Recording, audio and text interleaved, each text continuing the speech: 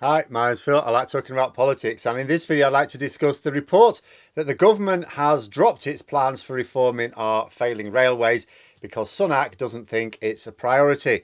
Which begs the question, is there actually anything left the government are now delivering on in terms of their vital levelling up promises?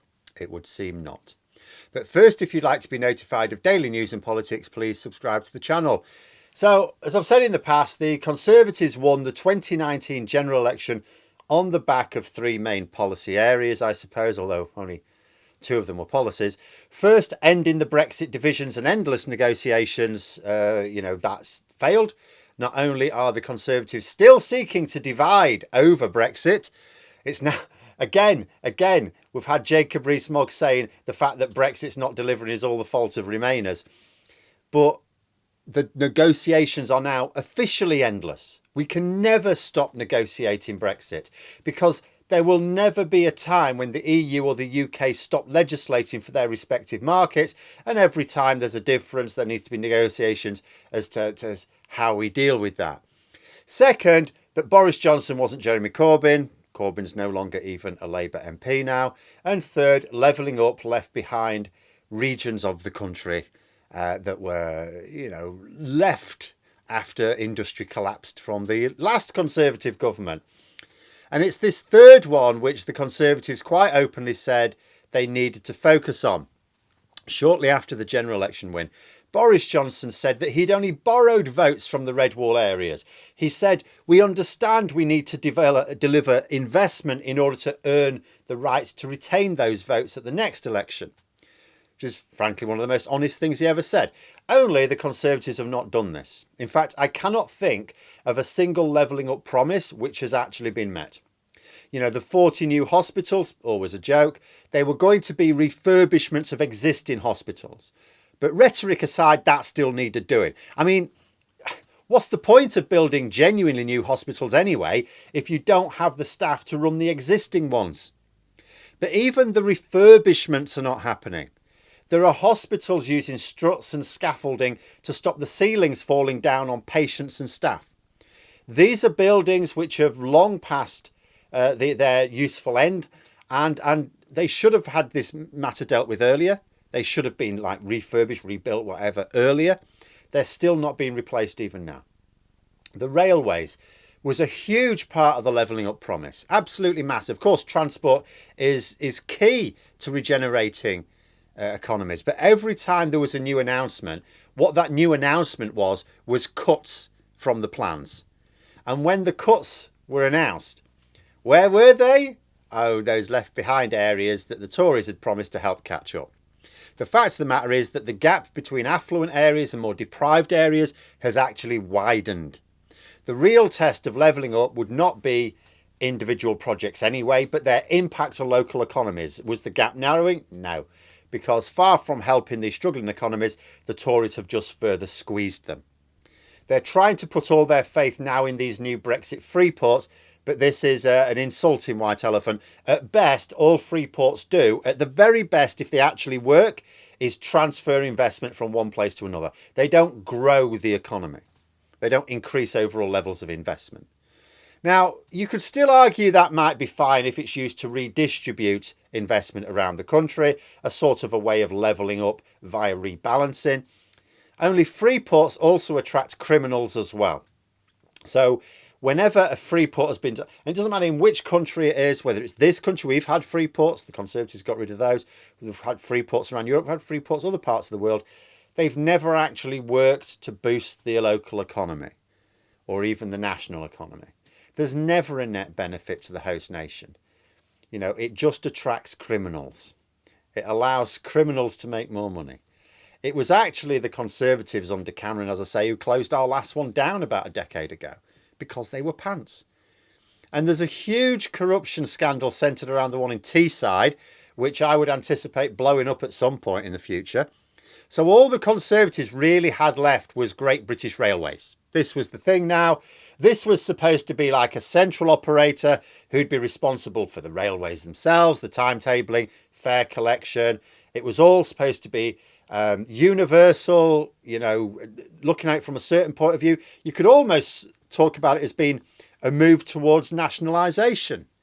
Oh, but don't worry, Boris Johnson hadn't flipped his lid when he announced it. It was still going to funnel lots of taxpayer money into private hands. In fact, I actually wondered if it might funnel more private money into taxpayer money into private hands. But the Times are now reporting that it's no longer a priority. The Conservatives are preparing for one final session of Parliament, so they need to focus their legislative programme on what will work for them in the next general election. Sunak has apparently said railways are not a priority. Now, you could say, well, of course they're not for Sunak. He just takes a private helicopter anyway. Boris Johnson used to take the train more often than Sunak, and he added enough unnecessary travel costs himself. If the legislation needed for this Great British Railways, as reported, does not appear in the King's speech, then that means it is officially being scaled back, just like the rest of their levelling up promises. But does this decision even make sense for the Tories or Sunak? Because it's easy to say, well, they never intended to follow through on their levelling up promises in the first place. And indeed, it will always have been politically tricky, even if Johnson himself wanted it and had picked a chancellor willing to fund it. Because much of the blame is placed on Rishi Sunak for frustrating the programmes. People will say, well, Boris Johnson wanted these things, but Rishi Sunak was the one who was going, no money, as both Chancellor and Prime Minister. And this is fair enough, because absolutely he was the Chancellor going, no, there's no money for this, you need to cut it back. You know, he was never in favour. He's a Thatcherite low spend Tory. Well, low spend on infrastructure anyway, not himself. But it would never have happened even with a different Chancellor, because there was a fundamental dilemma for the Tories to levelling up. The Red Wall wanted it, but the Tory heartland saw it as basically a tax on helping people, a tax on them, on helping people who lived somewhere else gain a competitive advantage over themselves. This is not the Tory way, and Blue Wall voters were already abandoning Boris Johnson just because of this levelling up promise. See, they voted for him in 2019 largely as an anti-Corbyn vote, a lesser of two evils. They didn't like his platform. After all, Labour would also have levelled up. But Corbyn out the way, they were still not happy with this policy. Boris Johnson lost, remember, a safe by-election, a safe Tory seat in the summer of 2021. Before the scandals, before those scandals started damaging his national reputation, he lost a safe Tory seat, Chesham and Amersham, purely because of policy and because of this policy.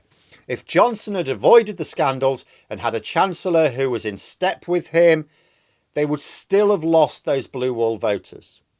And because they'd have used what little levelling up promises did emerge to pump money into the pockets of donors, those in the Red Wall would still not have seen any benefit to themselves, and only those willing to give the Tories more time would still be voting for them. But there would have at least been the facade of some levelling up going on.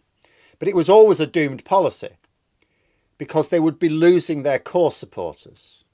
But was it sensible for the Tories to drop this final one? See, they've already shit the bed with the Blue Wall because those taxes are the highest they've been for generations, because that's what upset them. It didn't necessarily upset them that there might be some infrastructure put into the north of England. What upset them was that their taxes were going to go up for it. Well, their taxes have gone up, but the Red Wall don't even get that infrastructure. So they've pissed everyone off. Dropping this latest levelling up policy is basically a way of the Tories saying, yes, we're charging you a fortune in taxes, but we're not actually spending the money on anything to improve public services anywhere. You know, whether you are economically on the left or the right of politics, what the hell is the point of that? Higher taxes for poorer services. That just makes it easy for Labour and the Liberal Democrats to ask, well, where's the money gone then? Plenty of borrowing. You haven't minded piling on the national debt. Plenty of taxes. Where's the investment? Aside from waving their arm vaguely in the direction of free ports, which are already mired in sleaze, what are they going to say? They cannot even claim that they've begun to level up, because all people have seen is cuts and delays and excuses. When the Tories always promise, the successful Tories always promise high investment with low taxes. This seems like a strategy designed to lose both your new and old supporters when what you actually deliver is low investment and high taxes. I'm not sure Rishi Sunak is the strategic genius some thought he was. But there we are. Those are my thoughts. Let me know yours in the comments below. Hope you found the video interesting. If you did, please click the like button. And if you'd like to support the channel further, the join button for memberships. And until next time, I'll see you later.